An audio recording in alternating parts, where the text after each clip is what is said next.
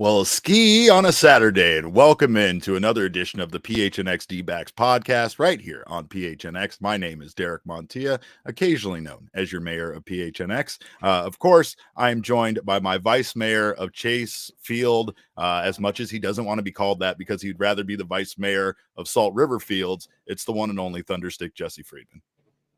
Derek, it's cloudy today. I don't know that. what to do with myself. It's I don't think it's supposed to rain, but it's like kind of breezy. I'm used to the daily sunshine at Salt River Fields and not even having to like give a thought to the weather being anything else than sunny. Here we are. I get it 100%, Jesse. And it's because we know days like this, even a cloudy day, are still numbered. These days are numbered. The days of being able to be out at a baseball yard with the weather being tolerable and enjoying it, even if it's chilly, even if it's gray out, those days are going to be over before we know it. But luckily, we'll get to enjoy at least a month of Chase Field having the roof open and enjoyable things like that. Another thing that we're going to very much get to enjoy, obviously, is watching the Arizona Diamondbacks perform this year. MLB.com is very much looking forward to the Diamondbacks performing. And the reason why I say that is because they listed or dropped an article of the bold predictions for 2024. This is from Anthony Castrovince, of course, friend of the show, based on the fact Jesse made me read his book about baseball in order for me to not be a dummy about it. But Anthony Jesse had a bold prediction to when it came to this article and the Arizona Diamondbacks, and that is that they boldly predict that the Diamondbacks will not only make it back to the World Series, but they're going to win the whole damn thing.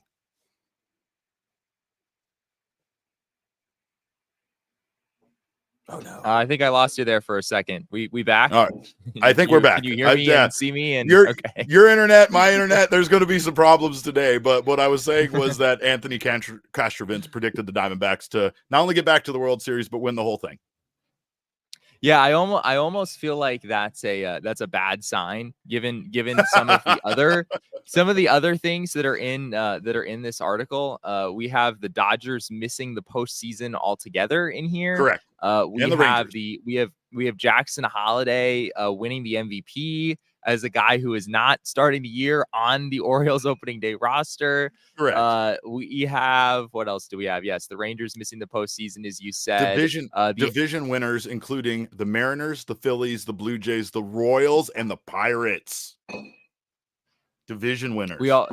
We also have, yes, I mean, all of those in their own right are storylines. And then we also have Patrick Corbin being an all-star in a mid-season trade chip, which if you followed Patrick Corbin's career over the last few years, that's not exactly the trajectory that his career has been on. So I feel like out of all the things on this list, the Diamondbacks winning the World Series might be among the most likely of all of them. Some of these other things just don't even seem plausible to me at all. Yeah, definitely. When they talk about the Diamondbacks, they say Arizona was arguably the most. Derek? Did I lose Derek? Maybe you did. Oh no, this is go. Terrible. Am I back? No, this is great. This is awesome. This is great. Oh, this is not good. Of course, our internet isn't great today, but of course, the one thing that they said about Arizona was they are the most unlikely pennant winner in MLB history last year. So the math says that a run to the World Series this year is also very unlikely. But I mean, this team did do some impressive things nobody expected them to do, and you can't argue that they didn't go out there and make their team better.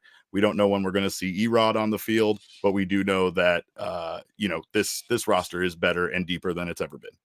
Maybe not ever been, but been in years, I should say. I think in the Torey Lovello era, I think this is the deepest roster the Diamondbacks have had. I mean, you look at that 2017 team, we've done that comparison. That 2017 team is close. For sure. I think you could make a case that the starting rotation, maybe you would have preferred the 2017 rotation given Zac Gallen, like how unbelievably good he was that year. And of course, Erod now is starting the year on the injured list. But yeah, this is we've been saying it all off season. This is a well-built Diamondbacks team. It's a Diamondbacks team that has depth, that has the ability to withstand injuries, right? The Erod news isn't great. The Randall Grichuk news isn't great. We don't really expect him to start on the opening day roster either, even though that's not official. But the Diamondbacks have the ability to weather the storm more than they have in recent years. Now, I do think that I know this is a crazy bold prediction, right? But like you said, I don't know if it's crazier than some of the other things. I mean, obviously they admitted in this article that the Dodgers not winning the division is insane. They admitted that the Rangers missing the playoffs is not great either, or not like really something they truly, I think, believe in. But there's something to be said about the Diamondbacks and the additions they made here, right? Like, they aren't going to be selected. I don't think the math is going to be in their favor because now a lot of the projections and predictions are based on computers kind of taking a look at players and, suggesting what they're going to do next year. Conservative estimates on Diamondbacks players are going to make this team look mediocre because this team as a whole had some surprising, performances from guys that, like, the projections aren't going to suggest that they're going to do that again in 2024. How do we know they're not, right? Like, what we've already seen out of Ketel Marte is like, can Ketel Marte possibly stay as hot as he did in the playoffs? The answer seems to kind of be yes already this spring, right? Can Corbin Carroll, continue to do some of the things that he's done, right? Like, the so far it all signs are pointing to this team being not a fluke, like a team that is legitimately a dangerous team and a team that is on the rise. This isn't one of those nice stories where the Diamondbacks had a good year and now they're going to kind of, dwindle off into mediocrity once again. I don't think that's going to be the case. And that's why I think that of all these bold predictions, this one's kind of holds some water, like it's kind of weird because like the Phillies winning their division also seems very much like a thing that could happen. Like, that's not even a bold prediction to me. That's just suggesting that the Braves aren't going to be as good as you might think they're going to be, and that the Phillies are going to be better than we expect them to be. But who knows until we play these baseball games how any of this is going to work out. I don't know, Derek. Have you seen the Braves roster? You aware of what their lineup I looks study like it 1 through 9 religiously? I think we can safely say that choosing the Phillies to win that division over the Braves is is a pretty bold prediction. It's not. I mean, it is not as bold as saying that the Pirates are going to win the Central in the National League, or that the Royals, who I think were in the upper 50s, maybe low 60s in wins last year, are going to win the AL Central. Obviously, the AL Central is not a particularly great division, but correct. Yeah, I think that the Diamondbacks very much have their odds stacked against them, frankly.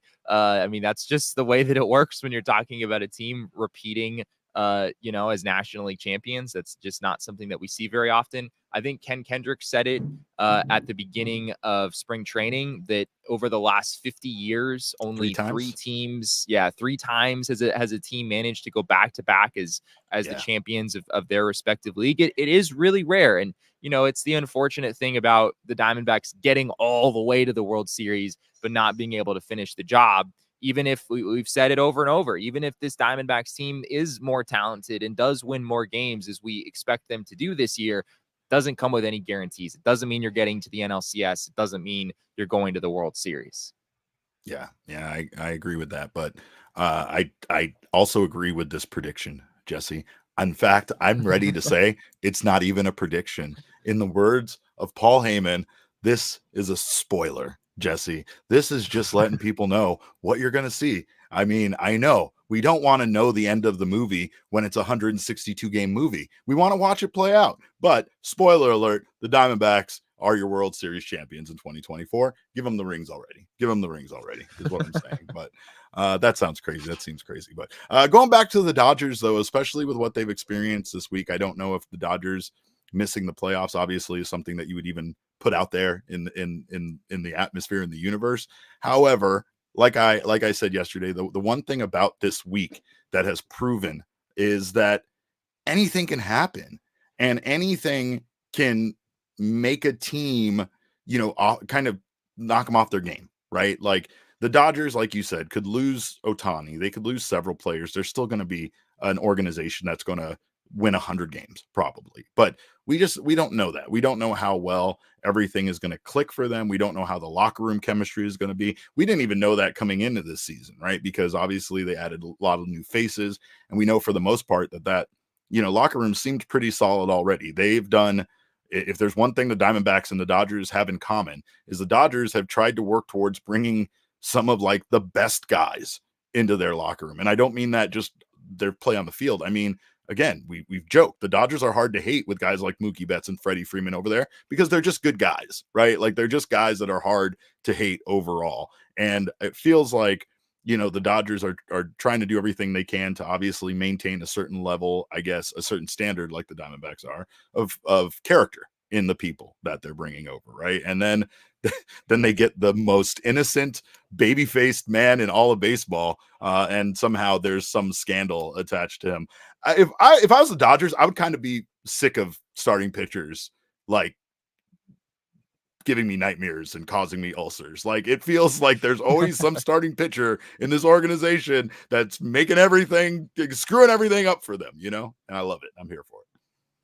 Yeah, I will say, as we kind of touched on yesterday, that this could change the vibes for the Dodgers in the clubhouse. Just, and that's a real thing. Like I it's hard to say exactly what happened in San Diego last year, but from what we've heard, the vibes in that clubhouse just weren't great.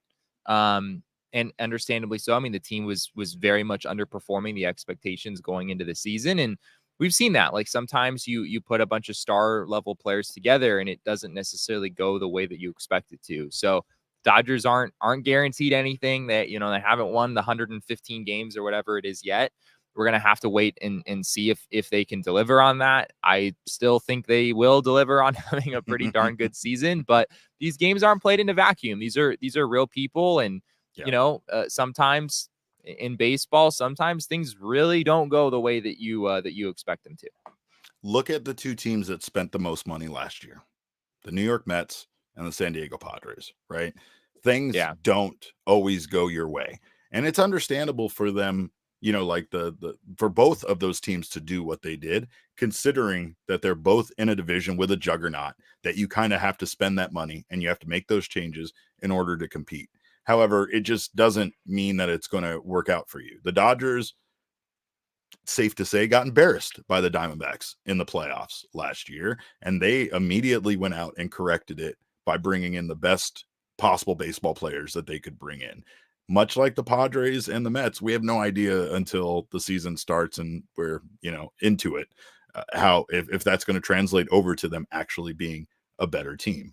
Like you said, it feels like there's no doubt in my mind that this sounds crazy. Dodgers are going to miss the playoffs. Like that sounds crazy because that's suggesting they're not only going to not win the NL West, but they're also going to, miss a wild card spot. That feels like it's going to take a lot, like an absolutely disastrous season for something like that to happen to them, right? Yeah, I almost think that like the Dodgers missing the playoffs is more far-fetched than like the Royals winning the Central. I don't know if I am totally ready to say I believe that, but I think the Dodgers missing the playoffs is extraordinarily unlikely. The Royals were active this offseason, so if those pieces that they got come together, then that team absolutely could be a threat in that division. But that's not a division like the NL East or the NL West. It's just not. So it's not, like you said, it's not that far-fetched that they wouldn't be able to win it. Of course, we want to let you guys know Prize Picks does make watching all this baseball, doing all this baseball stuff much more fun. They also make basketball more fun, and you know what time of year it is. It's tourney time, so you can get in right now during tournament season over at Prize Picks. Whether the fight is in tournament season or the fight for playoff home court, there's no shortage of high-stakes basketball moments this time of year. Get in on the excitement with Prize Picks, America's #1 fantasy sports app, where you can turn your hoops knowledge into serious cash. Quick withdrawals, easy gameplay, and enormous selection of players and stat types are what make Prize Picks the #1 daily sports fantasy app. Go to prizepicks.com/PHNX and use code PHNX for a first deposit match up to $100. That's prizepicks.com/PHNX and use code PHNX. Pick more, pick less. It's that easy. When it comes to prize picks, like for baseball, are they going to hit a home run? Are they going to hit one home run? Are they going to not hit home run? Are they going to have 2 hits or less than 2 hits? It's that easy when it comes to deciding on what you're going to pick over at Prize Picks. Also, Jesse, as you can see, is out at Salt River Fields already. And I guarantee he didn't have breakfast this morning. I guarantee he didn't take care of himself. And that's why we both absolutely need Factor meal kits in our lives. Eating is better thanks to Factor's delicious, ready-to-eat meals. And you can take them anywhere you go, including the ballpark or anywhere else you have to travel that you might either forget to bring food like we often do, or if there are food options, they might be a little too costly for you on your normal workday to have to afford. So Factor meals, they're 2-minute meals, fuel you up fast with restaurant quality food that are ready to heat and eat wherever you are. They also have other options, including pancakes, smoothies, and more. You can discover a wide variety of easy options for the entire day, including breakfast, midday snacks, and even late night snacks. So Factor right now is a perfect solution if you're looking for fast premium options with no cooking required. Head to factormeals.com/PHNXDbacks50 and use code PHNXDbacks50 to get 50% off. I know if Damon was here, he would once again ask me if I had said that correctly, and I did say that off. 50% off. That's code PHNXDbacks50 at factormeals.com/PHNXDbacks50 to get 50% off. And of course, we thank you guys for being here in the PHNX Sports YouTube channel on a Saturday and dealing with all of these internet issues that we are currently experiencing. But we're gonna push through, whether I'm frozen on the screen or not. We're gonna push through, and we thank you guys, of course, for being here. If you haven't subscribed to the channel yet, do so now. Sign up for notifications. That way, you don't miss when any of our shows go live. Leave us a review or leave us a thumbs up. We appreciate that, and leave us a review on the audio podcasting side. Make sure you're subscribed over there as well. We always appreciate our listeners. We love you guys. Of course, we have a bunch of roster stuff, Jesse, I guess, like roster predictions. I guess I know you wrote on your newsletter about the Arizona Diamondbacks once again turning to Zac Gallen, who was officially named the Diamondbacks opening starter on Monday. He is one of 12 opening day starters in franchise history, according to Jesse's newsletter from GoPHNX.com. And of course, we don't have a great track record for opening day. I mean, we had a guy named RJ who went out there and just decimated opponents on opening day. And ever since then, not really great. Not really great. No, yeah, not really great at all. Randy Johnson has made 6 starts, 6 opening day starts for the Diamondbacks. That is the most in franchise history. Right behind him is one Brandon Webb, who has made 4 starts. And Brandon Webb did not exactly fare particularly well in those games. 22 innings total, a 5.73 ERA, a 1.50 WHIP. So yeah, and it's kind of interesting because some of these pitchers, like, some of these pitchers are certainly better than others, and I think Brandon Webb is a Diamondbacks legend through and through. And yet you're looking at his opening day numbers, and he really was not particularly good.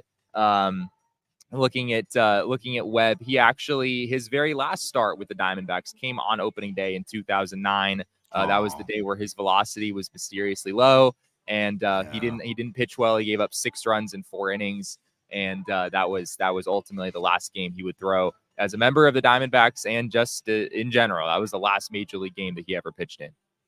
That's so sad. That's why opening day feels a bit heartbreaking to us, right? Randy Johnson, meanwhile, I'm sorry, complete game on opening day. Is that right? He did. Yeah. Randy Johnson threw a complete game in 2002 against the San Diego Padres. Not just a complete game, but a complete game shutout. He also threw 8 2/3 innings against the Phillies. That was on opening day of 2000. He threw 130 pitches or more in both of those outings. Those are the good old days of baseball where that was actually acceptable. Imagine sending your starting pitcher and your ace out there on opening day and being like, throw 140, do it, go. That's crazy. That's crazy with what we know about science and arms and such in modern day. I don't think that Torey Lovullo will allow Zac Gallen or Merrill Kelly to reach 100 pitches on opening day, much less 100 and 130. So yeah. And then Randy Johnson still went out there and had the year he had, right? Like, that's the craziest thing of all when it comes to someone like Randy Johnson, is that he did that just consistently. That was Yeah, yeah. just a part of his DNA. Yeah, absolutely. Ian Kennedy has made 3 opening day starts for the Diamondbacks. He's actually been pretty good in those games. The Diamondbacks won all 3 of Ian Kennedy's opening day starts from 2011 Wow. to 2013.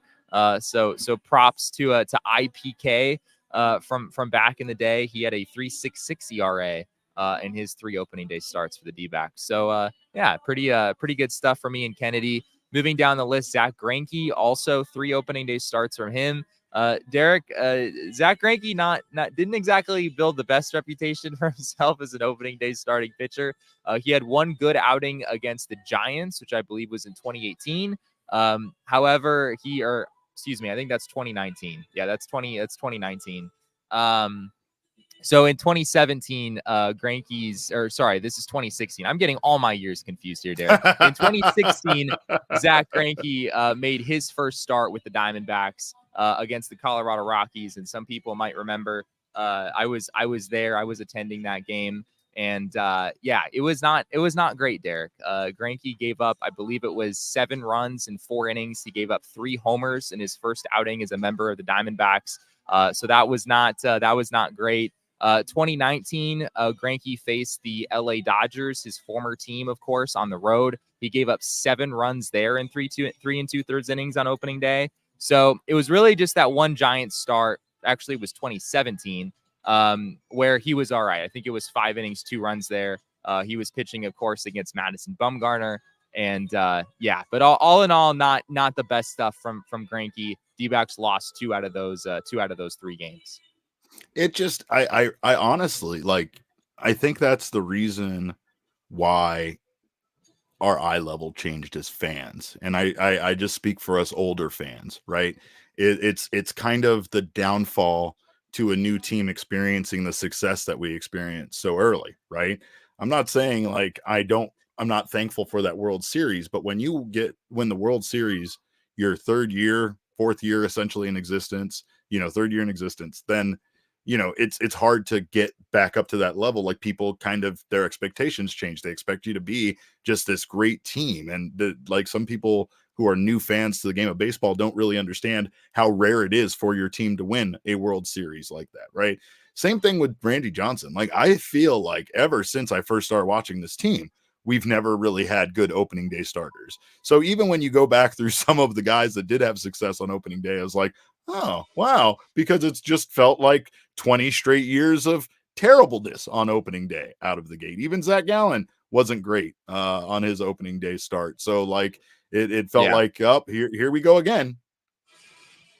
Yeah, Gallen, of course, made his first opening day start with the Diamondbacks last year at Dodger Stadium. Wasn't particularly good. I think it was 4 2/3 innings, 5 runs, something like that. He wasn't great in his next start against the Padres either. Little slow, a bit of a slow start for Gallen out of the gate last year, and then of course he wound up getting in quite a nice rhythm there to finish off that first half of the season. But yeah, it is interesting how some of these guys in opening day, like, some pitchers start better than others. And I guess that's a factor here for sure. Well, and again, it's coincidence. Maybe it's just a run of bad luck. I mean, maybe there's other franchises that kind of feel the same way, but it does feel a little bit like, wow, this only happens to me and it sucks. Yeah. Nicholas said in the chat, didn't Greinke give up 2 homers to Mason Saunders on opening day?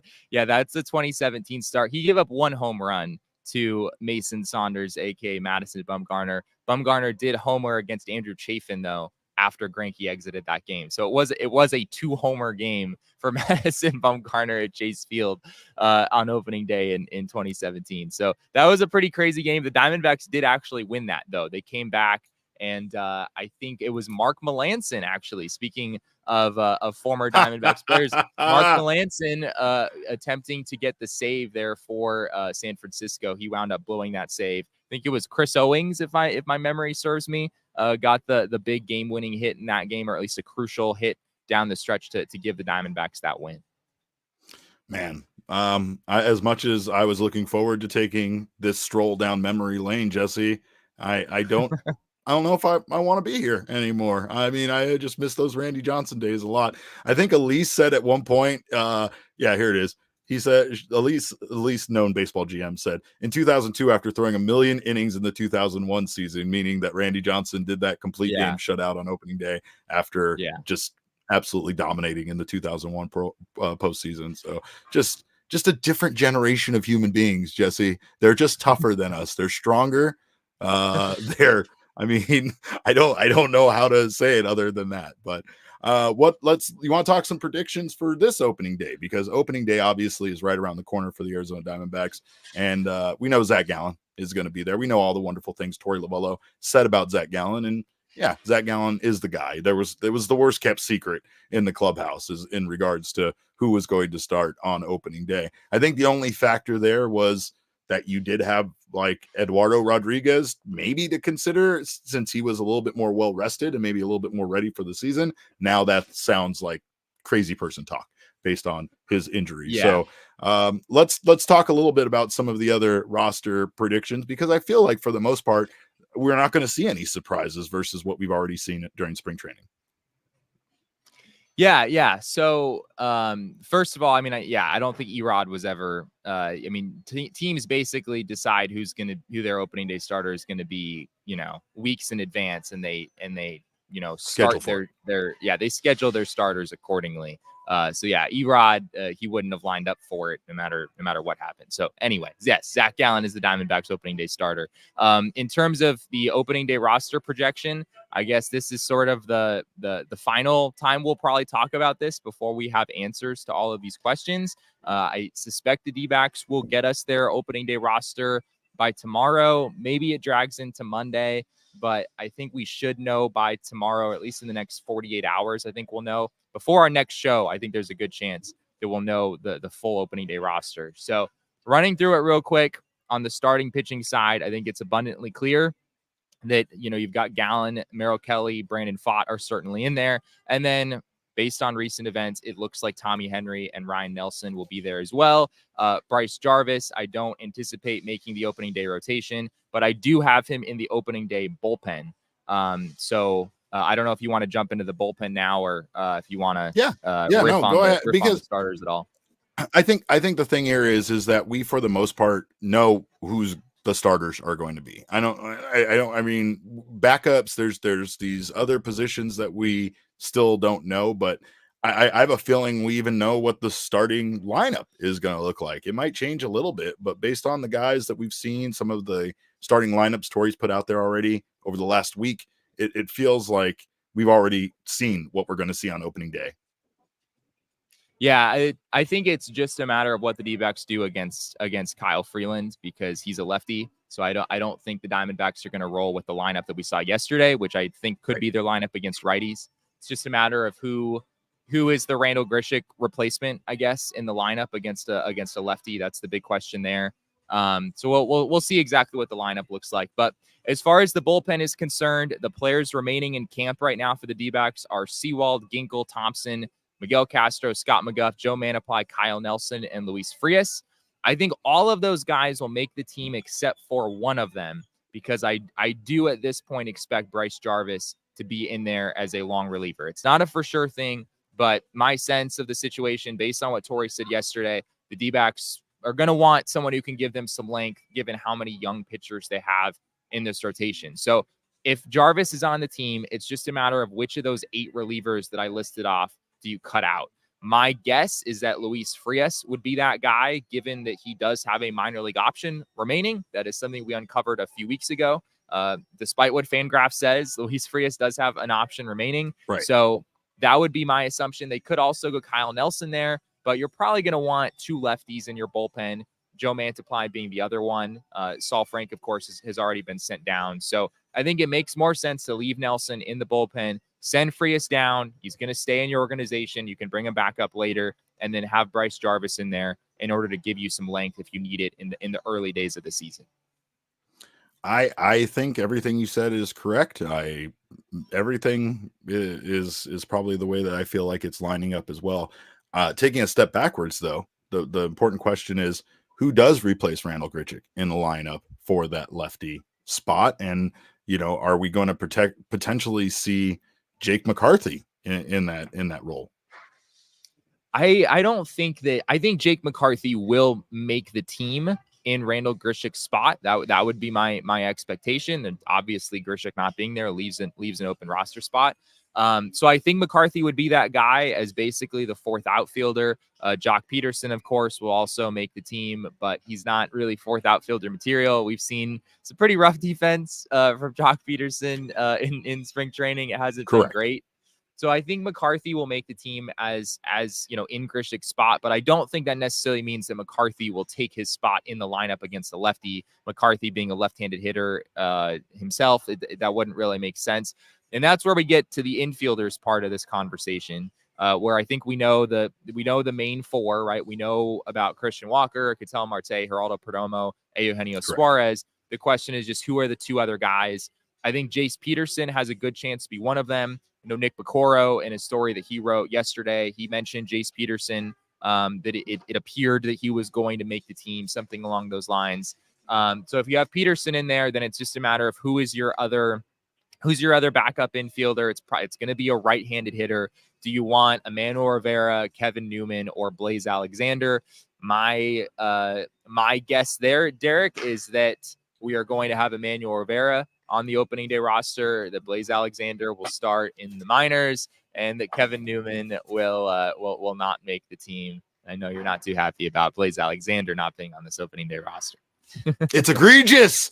It's egregious. When do we get, I understand it. That's what I hate. I hate that there's a logical part of me that most people don't get to meet and hang out with very often. And then there's just the rest of me, which you guys know very, very well. But I don't feel like being logical about this because, yes, it makes all the sense in the world. Blaze Alexander is an incredible baseball player. Like I said yesterday, he was tied for second as of yesterday for hits in all of Major League Baseball this spring. He has proven that he can steal bases. He can defend well. He can play different roles in the infield. Like, everything about Blaze Alexander is everything you would want in a backup, except for the fact that you don't want him to be a backup.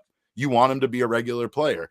That's the part that confounds me, though, because you would rather let this guy dwindle away in Reno rather than having him here contributing to this team, letting him get that major league experience while he's on the roster in a reduced role, and maybe allowing him to blossom into a guy who could even steal Jerry P's job. Do I want that? No, I don't really want Jerry. Can we just have two shortstops out on the field at the same time? No, they told me you can't do that either. So I don't know what the decision is here. I understand it's a difficult one. I just think that Blaze Alexander at the end of the day is going to be a much bigger asset, a much better player than any of the other three options that you're describing. And I think that if you gave him a chance to play in the majors, you would just see him blossom. You would just see him come into the baseball player that we think he can be. I just don't know this man is going to be 35 years old. He's going to be celebrating his 43rd birthday, just like I am tomorrow in Reno, Jesse. That's not fair. I need him to be a Major League Baseball player already. Yeah, I'm not disagreeing with you. I mean, if it were up to me, I probably would put Blaze Alexander on the opening day roster, but I feel fairly confident about this just because if Jace Peterson is on the team and we know the positions that he plays, right, at second base, third base, he's played some shortstop this spring as well. Emmanuel Rivera is the only other guy who can back up first base. And we've heard Torey Lovello say that Jock Peterson is not an option there, that Lourdes Gurriel is not an option there. Torey has mentioned Pavin Smith. Pavin Smith, of course, has now been sent down to minor league camp. The D-backs are probably going to want someone on their opening day roster who can comfortably back up first base. And if Jace Peterson is already there, he's not that guy. Blaze Alexander is not that guy. He hasn't played any first base.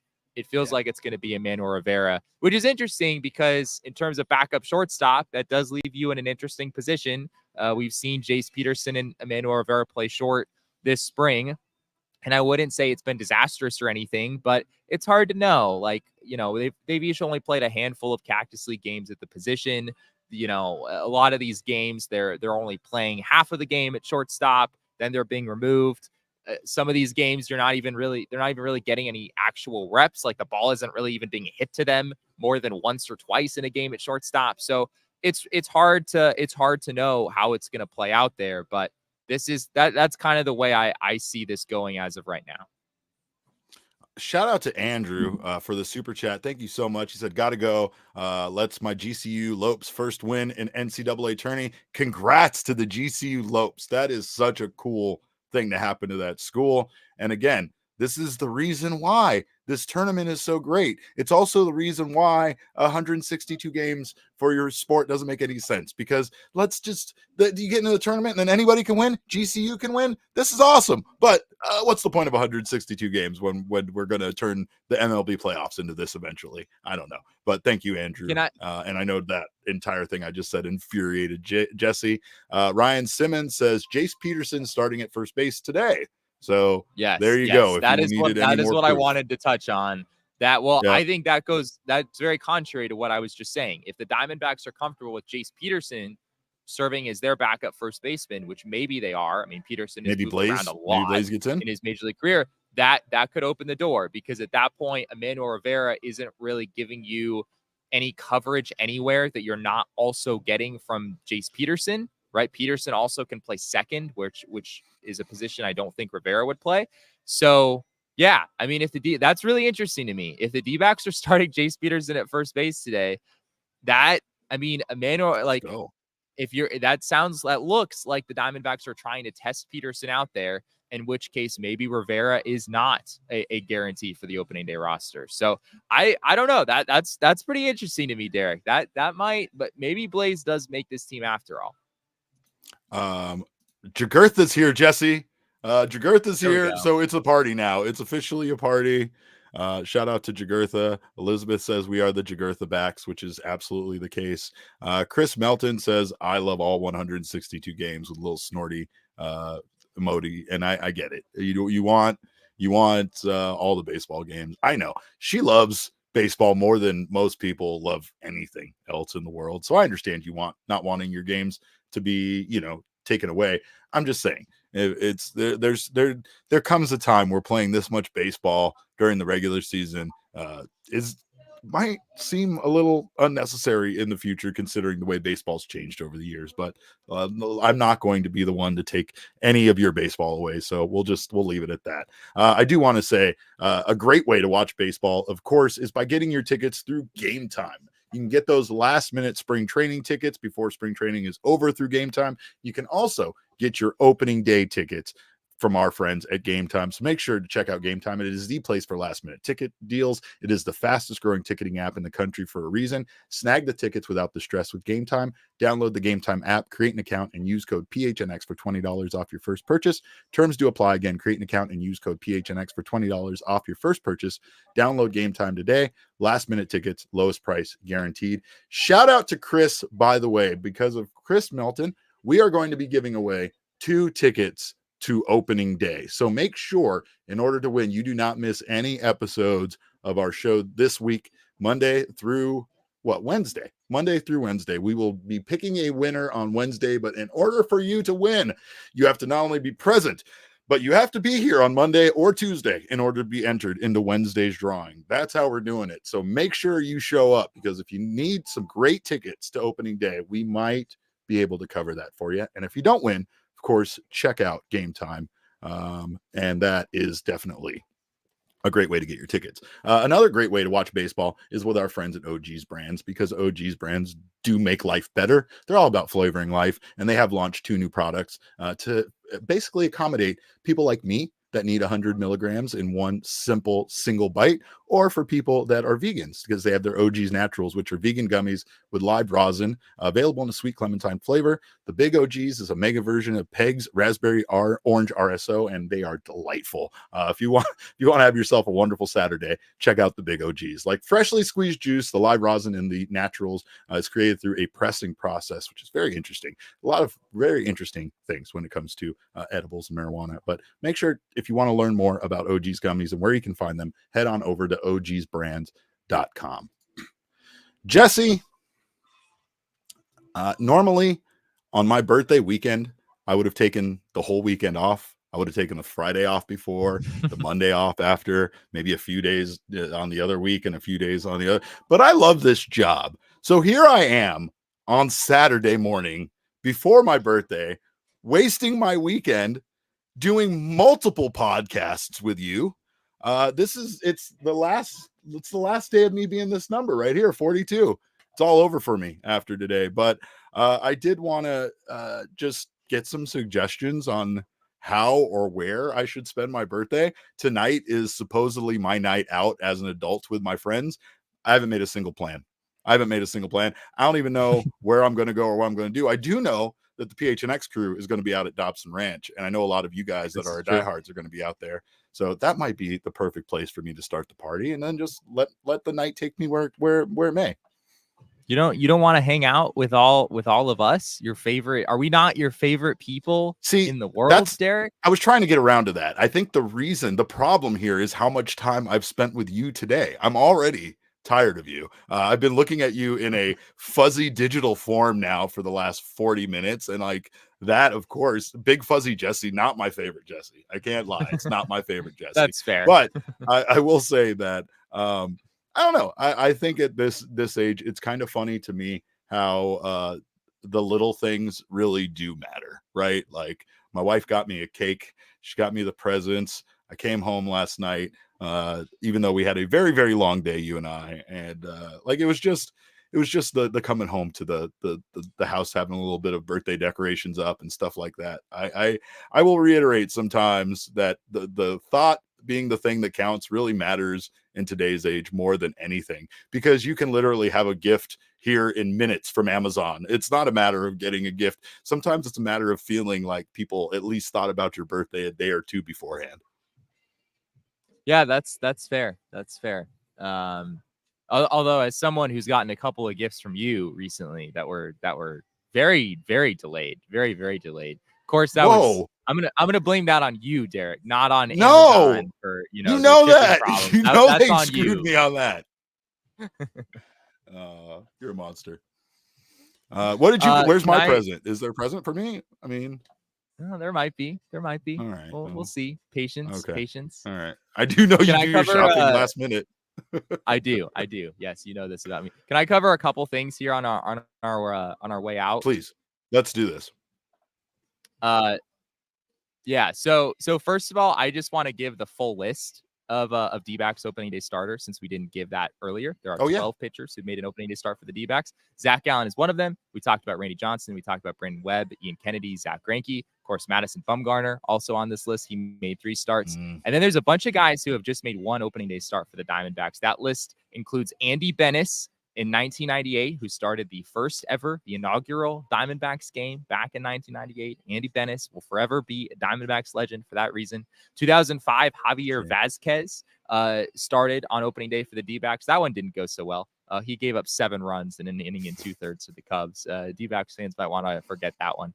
Dan Herron. Thanks for reminding us. Yes, of course. Dan Herron, now the Diamondbacks pitching strategist, of course. He started opening day for them in 2010, was very good in that game. Wade Miley started in 2014. That, of course, was after Patrick Corbin, who had been slated to start that game, wound up needing Tommy John surgery. He suffered that injury right before the season. Wade Miley made that start in Australia in 2014. And the list rounds out with Josh Colmenter in 2015, who did make an opening day start for this team against, once again, Madison Bumgarner. And then 2018, Patrick Corbin started for the D-backs that year. That's because Zach Greinke was dealing with a groin injury that pushed him back a few days, and Corbin stepped in and wound up having an unbelievable season. Patrick Corbin in 2018 was outrageously good in his walk year. So that's the full list. That is every Diamondback starting pitcher who has ever made an opening day start. Anybody that, like you, when you were still a fan, I don't know, I feel like you were born as a journalist when it comes to this team, but anybody stuck out to you there as like a big favorite of yours, obviously, besides, the Randy Johnsons? Sure. I mean, I don't really remember Randy Johnson pitching for the Diamondbacks, frankly. So I couldn't really have been a fan of Randy Johnson. I'm just dying. You're making me wither away when you say that. I do remember Ian Kennedy, and I did like Ian Kennedy. And from 2011 to 2013, I know that his performance kind of waned a bit as the years went on, as his Diamondbacks career got further along. He wasn't quite as good, but in 2011, I mean, Ian Kennedy was a 21 game winner. He was really good that year. I also had an appreciation for Josh Colmenter. who I don't think was exactly opening day starter material. No no offense to him.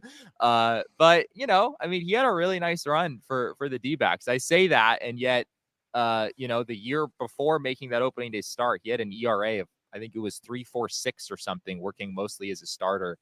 So he had some pretty good seasons for the D-backs, even though his stuff wasn't exactly electric. He had a way of getting outs with that funky over the top tomahawk delivery thing he had going on. That's right. There's a lot of guys, like, it's kind of funny to look back historically at some of these guys, because if you were a fan, like, not every one of these guys was somebody that you thought, was like, oh, I'm just like this guy because he's a little bit of an underdog. No, like, you became fans of guys that kind of emerged as a star on this team at one point, and you truly thought you were maybe seeing the emergence of a superstar, right? Like, there's been a couple of guys on this team that pitched so well at times, you were like, man, Wade Miley is the future of this team. Josh Colmenter is the future of this team. Patrick Corbin, again, we talk about spring training. I still remember that spring training where Patrick Corbin just came in and bypassed all the other pitchers that were supposed to be the bigger prospects, the guys that were going to get the job over him, and just immediately won that job just through spring training. I remember how kind of he was almost like the Bryce Jarvis, if you would, on the list of starters. I wouldn't say maybe that low, because he was actually more considered a starting pitcher. I think Bryce is still considered a bit of a reliever, a bit of a long reliever, but still, like, it didn't seem like Patrick Corbin really had a chance. And then his performance just completely blew everyone away. And next thing you know, he was named to the starting rotation. So there's a lot of things like that when you see it, you watch it happen in real time, you feel like, man, this guy I'm seeing in front of me could end up being the greatest thing ever. I thought Martin Prado was going to be like the greatest baseball player to ever live when he came over to this team. So, like, we all have our moments with that. But of course, thank you to you all for your early birthday wishes in the chat. I love and appreciate each one of you, and I hope to see you guys tonight out there at the tea party. I'm not committing myself to anything tonight. I'm just going to say that now, but I hope to see you guys out there for sure. Of course, a great way to make sure you make it out there is by stopping and fueling up at Circle K. Gas prices got very expensive overnight, Jesse, let me tell you, but Circle K still has our back, because of course, if you are an Inner Circle member, if you join Inner Circle for free, if you haven't yet and you do so right now, you can save up to 25 cents per gallon on your first 5 Phillips. You'll also save 3 cents off per gallon every day after that. And remember, it does stack with their Easy Pay option for their gas. So you'll get 10 cents off for Easy Pay and another 25 cents off if you're a new Inner Circle member. You can join Inner Circle for free by downloading the Circle K app today. Terms and conditions apply at participating locations. Visit CircleK.com for details. But just do it. Circle Ks are everywhere. Do you really want to drive all the way over to that warehouse place you have a membership for and wait in that ridiculous line in order to get gas? Or you just want to stop at the Circle K right there by your house. And guess what? The Circle K gas probably cheaper today than you can get at that other place. But make sure to stop by Circle K today. Fill up your car, fill yourself up. Also, check out AZ Lottery. Jesse would be taking his sick RAV4 on any adventures that he went on, including the Arizona Lottery Adventures. And there are some wonderful ways you can play their new promotion called Arizona Adventure. You can obviously play with these Arizona Adventure Lottery tickets that feature iconic Arizona landscapes. You can also enter tickets online for a chance to win $1 million in cash and Arizona travel prizes.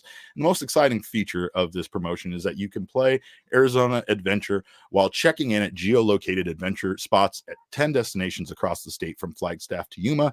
And that's really what Arizona Lottery is all about with this promotion. They say proceeds from the ticket sales support environmental conservation, among other important initiatives across the state. And Arizona Lottery is not just about playing games and winning prizes. It's also about giving back to the state and its communities. Visit azadventure.com for more information on how you can take an adventure for a chance to win $1 million in cash and Arizona travel prizes.